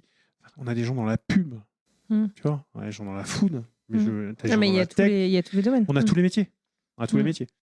Et alors, comment, de cette arrivée du coup dans le Colorado, est-ce que vous avez pris la décision que ça y est, c'était le moment où tu pouvais lâcher ton boulot ? On va dire que ça s'est fait autrement. Le Covid a fait un impact. Et moi, dans mon business propre, qui était événementiel et autres, on a pris une énorme baffe. Bien sûr. Donc, la boîte franco-israélienne pour laquelle on travaillait, l'agence, a décidé de passer à autre chose. Donc, l'équipe actuelle... Donc, ils ont quoi, pivoté ils ont pivoté en prenant des Américains en interne dans les boîtes. Et donc, tous les gens qui travaillaient pour la boîte, on nous a tous dit, voilà, c'est fini. Ok. Voilà. Okay. Bon, ils ont été propres, ils nous ont laissé quelques mois, des choses comme ça. Mais c'était comme ça, c'était la vie. Voilà, c'est tout. C'était temps de passer à autre chose. Et pour nous aussi, je pense qu'on était fatigués aussi. Le Covid nous avait tués, de passer dans le virtuel, de gérer le virtuel. Céline peut en être témoin. C'est pas le même métier. Hein. Quand tu as une maison et que ta chambre, c'est ton bureau, et que tu organises un événement virtuel pour le département de défense américaine sur les fraudes et le phishing et compagnie, Céline, elle n'a pas dormi dans la chambre parce que moi, j'y ai passé 36 heures sans dormir. Quoi. Ouais. Tu vois ce que je veux dire ? Avec les 3 écrans devant, j'avais tout installé, je m'étais installé un énorme bureau, mon téléphone tout le temps, elle ne pouvait pas se reposer. Quoi. Toi non plus. Donc il était temps que ça s'arrête. Ouais. Tu vois ce que je veux dire ? Ouais. C'est que j'avais pas les clés, j'apprenais, mais j'avais pas les clés sur ça et ça m'épuisait, ça me saoulait, et plein de choses. Donc j'ai eu l'occasion de Et du coup, est-ce que c'était le bon moment aussi pour que vous vous mettiez à 2 à fond, encore plus à fond? Vous étiez déjà un peu à fond quand même. Oui, parce que ça nous a permis de développer la relation avec le frigo sur Denver, qui est donc la boîte de Omar, une des boîtes de Mélanie et Omar. D'accord. La partie commerciale ici, un peu plus business to business. Professionnel, tu vois, client final. Un retail. Ouais. Le retail est venu pas avec moins de vente directe. Ouais, alors en ligne, en ligne, pas en direct, en ligne, parce que le fait de passer en marché, sur les marchés les dimanches et les samedis, et les vendredis et les mardis, on a plusieurs marchés. C'est hyper important pour le Colorado parce qu'il y en a partout et les gens ont l'habitude d'aller acheter ça. Et de retrouver les produits, vendeurs, et de retrouver leurs vendeurs et choses comme ça. Le en ligne ici ne fonctionne pas.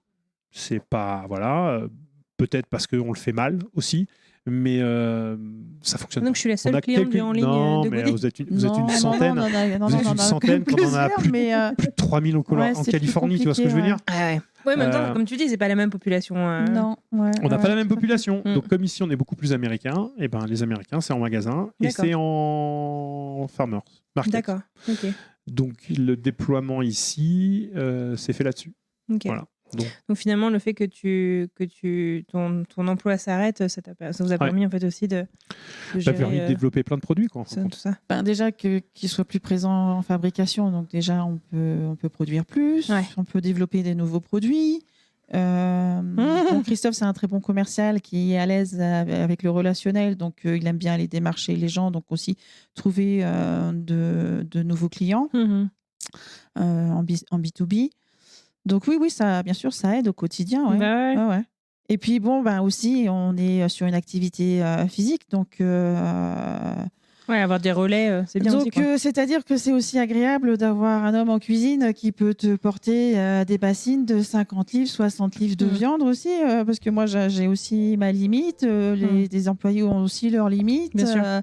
Donc c'est-à-dire que plus tu produis et plus tu augmentes ta capacité. Et donc c'est vrai que donc c'est bien aussi qu'un homme vienne en cuisine avec nous. Ouais.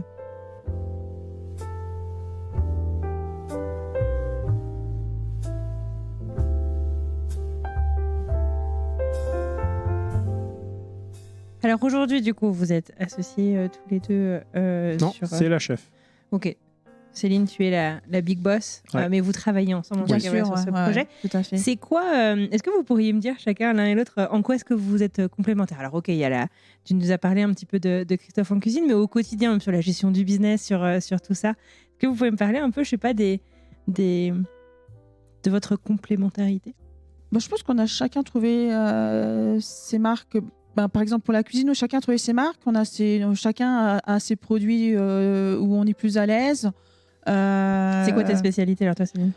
En fait, moi, mes spécialités, je dirais la merguez. J'aime beaucoup faire la merguez avec tout le mélange d'épices, j'adore. Pourtant, c'est pas forcément ma saucisse préférée parce que j'aime pas trop l'agneau. Ah, d'accord. Mais j'aime beaucoup la faire. Moi, j'aime bien faire les saucisses. Christophe aime bien développer les nouveaux produits. Lui, par exemple, je ne sais pas faire le boudin noir parce que moi, le brasser le sang, c'est pas trop mon truc. Donc, Christophe, son grand plaisir aussi, c'est de faire les pâtés en croûte. Et ça, c'est moi, ma spécialité. Moi, j'aime bien, par exemple, faire les pâtés de pommes de terre du Limousin. Les pâtés bourguignons aussi. Enfin non, je pense vous êtes hyper complémentaires. Ouais, vous faites pas la même chose. On n'a pas forcément une spécialité parce tu peux faire certaines saucisses, moi j'en fais d'autres. Toi tu fais certains pâtés, moi j'en fais d'autres. Certains produits, certains plats cuisinés, moi ça me dérange pas de le faire. Toi ta spécialité bien sûr c'est le cassoulet, mais donc chacun un peu a trouvé sa place en cuisine, ouais. Donc ça c'est bien. On se marche pas sur les pieds, c'est bien. Non, on se marche pas sur les pieds. Céline est efficace dans la production et la gestion des employés. Pour qu'ils produisent. Mais il lui reste des restes de tous ses process et de sa méthodologie. Ce truc de process et tout, voilà. Je suis pas dire plus dans la créativité, mais je suis plus dans la recherche. Tu vois, de nouveaux produits. Après, je vais beaucoup plus vite sur certains produits, donc ça sert à rien de les laisser faire. Je vais aller plus vite que tout le monde, même s'ils sont deux, je vais plus vite qu'eux. Parce que c'est une question. Ça va les chevilles? Non, je rigole. Non, on parle de faire des saucisses. Mais tu vois, tourner, c'est un coût. C'est un coût à avoir. C'est chiant. Céline n'aime pas ça. Moi, ça me dérange pas.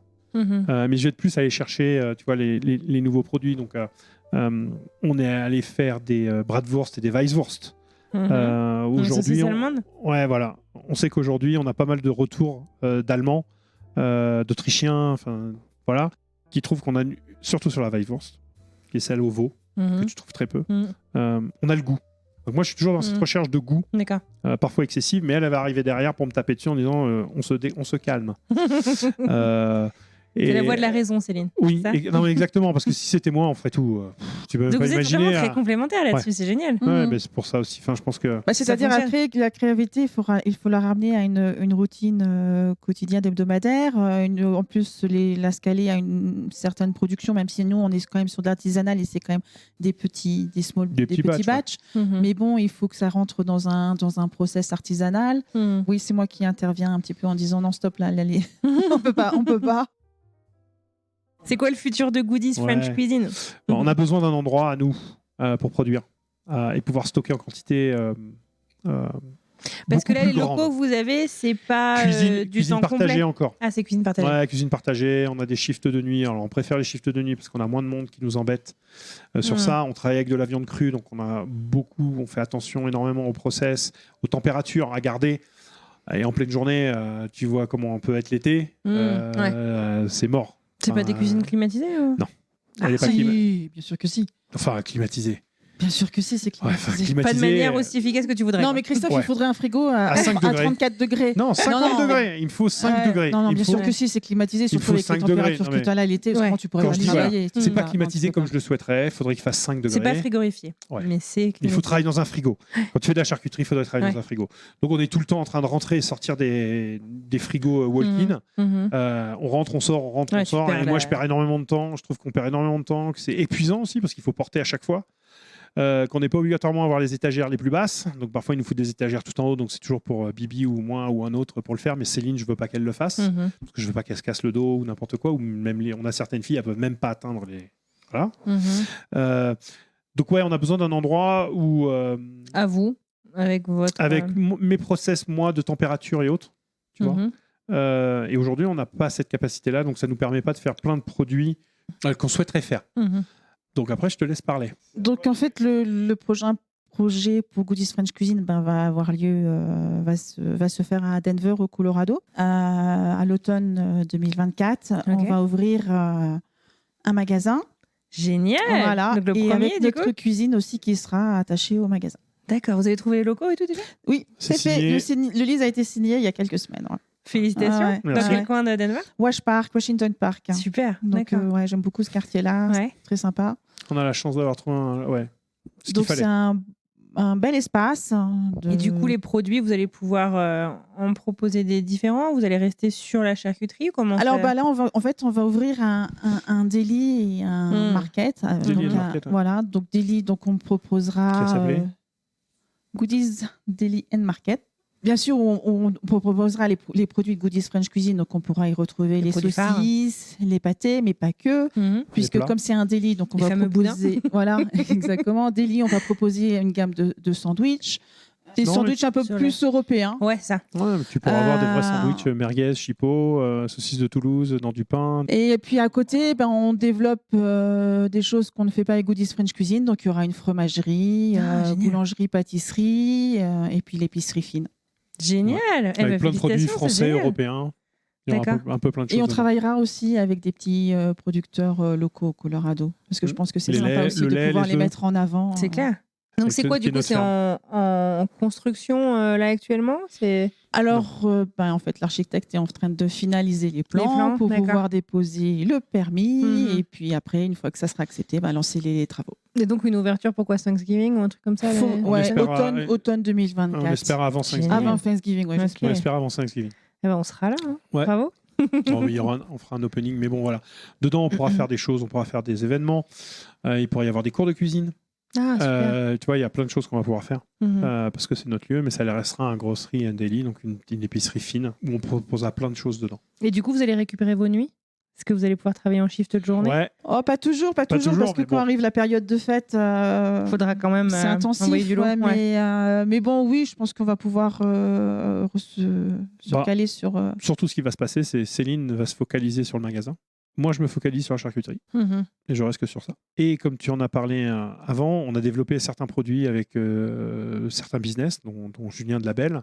Donc un croissant Toulouse bacon, Toulouse bacon cheddar.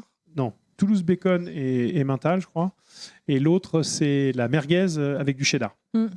Donc il a mis ça dans une pâte à croissant et tout. Donc on fabrique des saucisses que pour lui.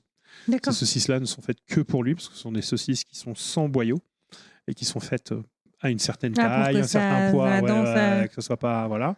Donc on a développé ça avec lui. On travaille aussi avec le French où on leur fournit nos merguez. C'est quoi, c'est un restaurant? Ils ont 2 restaurants dans Denver.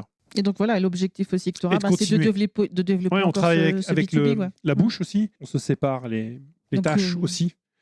Moi, je vais être plus sur la charcuterie. Et monter ton équipe, et monter aussi ton équipe en cuisine, que je puisse partir et aller démarcher les gens pour leur présenter nos produits, ce genre de choses. On va reprendre sur notre saucisse italienne pimentée. Omar l'a présentée sur le magasin qu'ils ont ouvert sur Fort Collins, qui est le nord de Denver, qui est près de la frontière du Wyoming. Ouais, très au nord, plus dur. Ouais, au nord du Colorado, c'est vrai. C'est nord du Colorado, c'est à côté de la. Ah oui, pas au nord de Denver. C'est Cheyenne. Ouais, c'est une bonne heure de Denver. Oui, c'est une bonne heure, quand ça roule.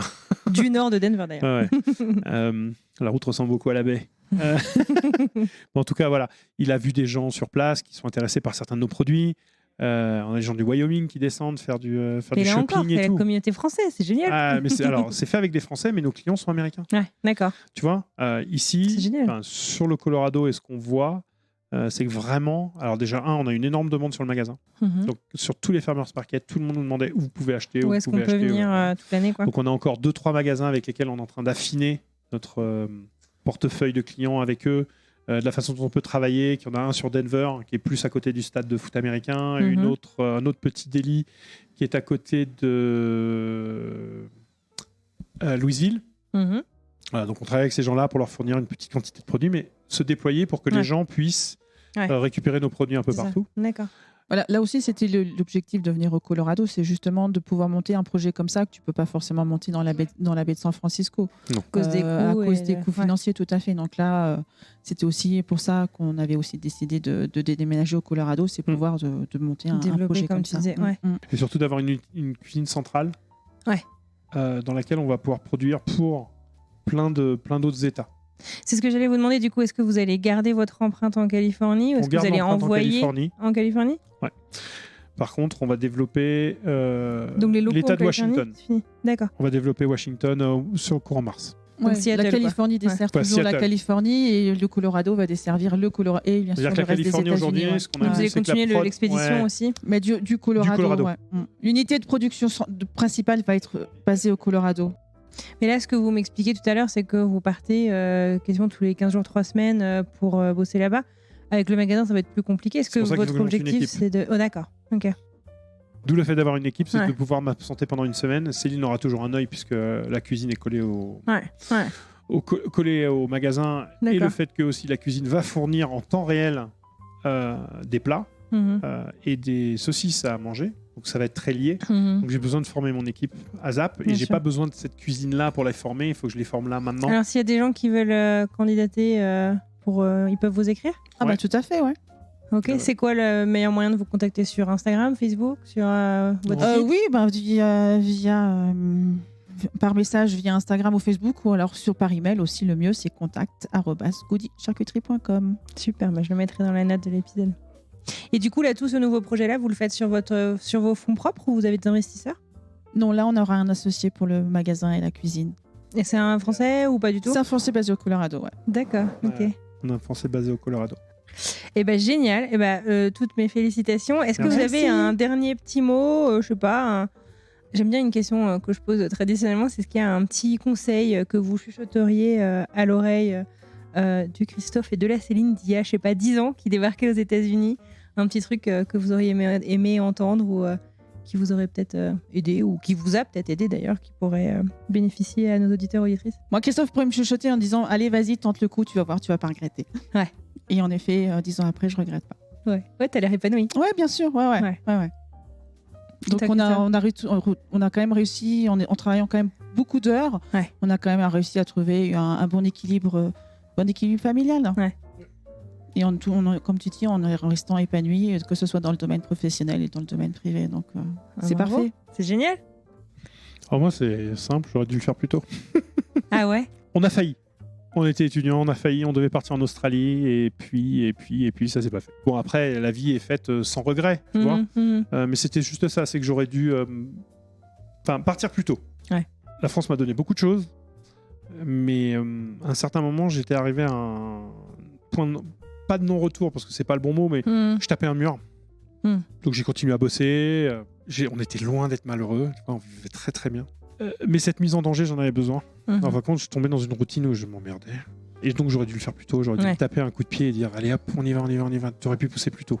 Mais Vous ouais, êtes plutôt si je bien, pouvais me hein. chuchoter un truc, c'est Ouais. bouge-toi plus vite. Va voir ce qui se passe un peu Ouais. ailleurs. Ok.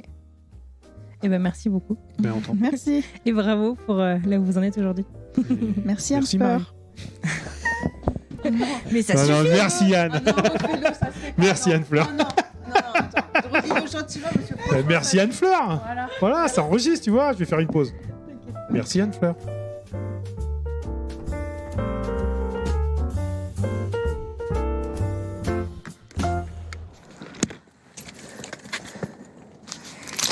Il fait trop froid. Oh, je suis gelée. Bon, je sais pas vous, mais moi, ça m'a donné faim. En tout cas, merci beaucoup de nous avoir écoutés. Si vous souhaitez candidater sur les postes que Céline et Christophe ont évoqués, je vous mets toutes les infos dans la description de cet épisode. Je vous laisse découvrir un extrait qui nous attend la semaine prochaine.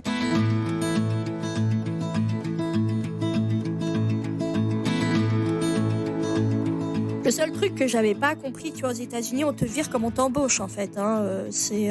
T'es pas en France quoi. Il y a pas des indemnités, il y a pas de mois de préavis et tout. Et tu vois, c'est quelque chose que je parlerai après, mais ça c'est quelque chose qui est un peu surprenant quand même.